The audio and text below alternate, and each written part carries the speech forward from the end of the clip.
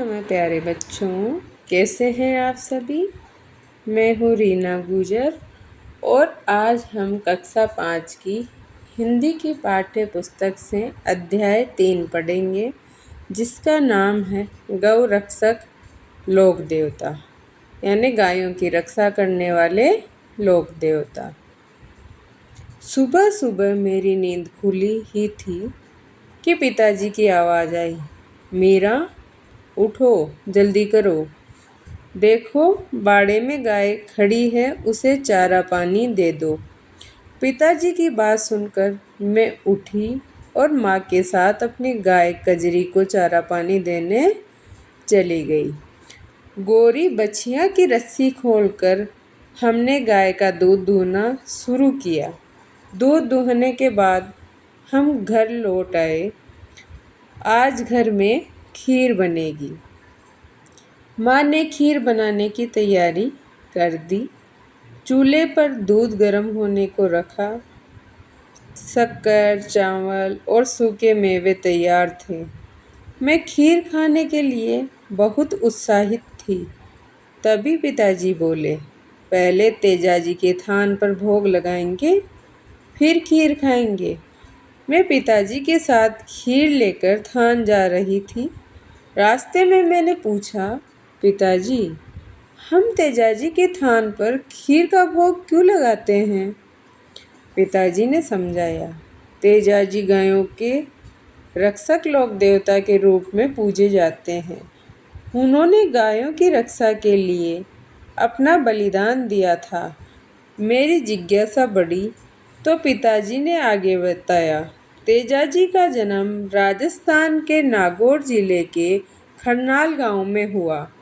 उनके पिता का नाम ताहड़ देव और माता का नाम राम कौरी था। बचपन से ही तेजाजी में वीरता और साहस के गुण थे।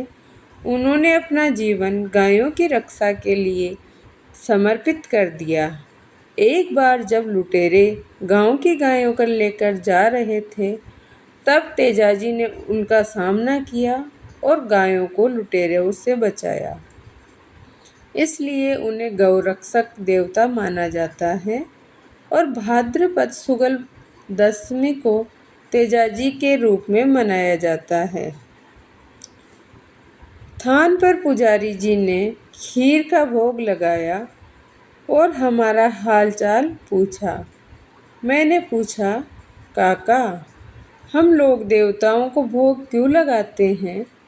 वे बोले, हम लोग देवताओं के त्याग, बलिदान और समाज सेवा को याद करने के लिए उनकी पूजा करते हैं। जैसे तेजाजी ने गायों की रक्षा के लिए अपना जीवन समर्पित किया, वैसे ही रामदेव जी, पाबू जी, बिग्गा जी और करणी माता ने भी पशु, पर्यावरण संरक्षण और मानव कल्याण के लिए अपना जीवन समर्पित किया। पुजारी काका ने गोगा जी के बारे में भी बताया। गोगा जी को जाहर पीर के नाम से भी जाना जाता है। एक बार जब आक्रमणकारी उनके पास के गांव से गायों को लूटकर ले जा रहे थे, तब गोगा जी ने गायों की रक्षा के लिए वीरता से युद्ध किया। उन्होंने कई आक्रमणकारियों को मार गिराया, लेकिन अंततः वीरगति को प्राप्त हो गए। इस प्रकार गोगा जी भी गौरक्षक देवता के रूप में पूजे जाते हैं। मैं और पिताजी पुजारी काका को प्रणाम कर घर लौट आए। घर जाकर हमने स्वादिष्ट खीर का आनंद लिया।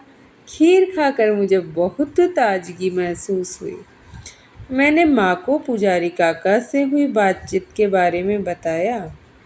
माँ ने कहा, जैसे तेजाजी और गोगा जी ने गायों की रक्षा की, वैसे ही पाबू जी ने भी गायों और ऊँटों की रक्षा के लिए अपना जीवन समर्पित कर दिया था। जब उनके विवाह के दौरान उन्हें पता चला कि कुछ लोग गांव की गायों को लेकर जा रहे हैं, तो उन्होंने विवाह के फेरे अधूरे छोड़ दिए और गायों की रक्षा के लिए लुटेरों से युद्ध करने निकल पड़े। उन्होंने वीरता से लड़ते हुए अपने प्राण त्याग दिए। माँ से ये सब सुनते हुए मैं जल्दी तैयार होकर विद्यालय के लिए निकल पड़ी। रास्ते में मुझे मेरी सहेलियाँ सीमा और राधा मिल गई। हम खीर के भोग और लोक देवताओं की बात करते हुए स्कूल पहुँचे। विद्यालय में प्रार्थना सभा के दौरान गुरुजी ने आज के दिन का महत्व बताया। उन्होंने दूध और खीर की पौष्टिकता के बारे में भी समझाया। गुरुजी बोले, दूध में प्रोटीन, कैल्शियम, फास्फोरस और विटामिन जैसे पोषक तत्व होते हैं। दूध से पनीर, दही, छाछ, मावा आदि बनते हैं। दूध से बनी मिठाइयाँ बहुत स्वादिष्ट होती है। टीना ने जिज्ञासावश पूछा, गुरुजी, गांव में तो लोग अपने घरों में गाय और भैंस पालते हैं, लेकिन शहरों में दूध कहाँ से आता है? गुरुजी ने बताया, गांव में आवश्यकता अनुसार पशु पाले जाते हैं, लेकिन शहरों में बड़े बड़े तबेले होते हैं जहां गाय और भैंसें रखी जाती है। वहां से दूध ग्राहकों तक भेजा जाता है। गांव से भी कोल्ड स्टोरेज के जरिए दूध शहरों में भेजा जाता है। मशीनों द्वारा उसकी पैकिंग होती है और फिर वह ग्राहकों तक पहुंचता है। दूध एवं दूध से बने उत्पादों के व्यवसाय को डेयरी उद्योग कहा जाता है। दीपक ने कहा, लेकिन गुरुजी, हमने रास्ते में गायों को सड़क पर घूमते देखा है, क्या उनका कोई घर नहीं है?